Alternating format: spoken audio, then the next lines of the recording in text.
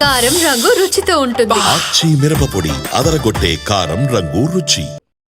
ఓ cinema hit అయితే అందరూ బాధ్యత తీసుకుంటారు, కానీ ఫ్లాప్ అయినప్పుడు బాధ్యత తీసుకున్నప్పుడే కదా ఎవరేంటో తెలిసేది.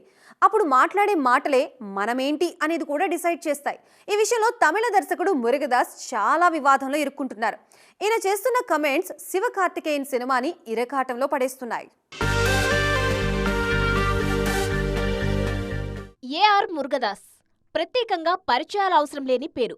స్టాలిన్తో టాలీవుడ్కు పరిచయం కాకముందే రమణ, గజని లాంటి సినిమాలతో టాలీవుడ్లో టాక్ ఆఫ్ ది టౌన్ అయ్యారు మురుగదాస్.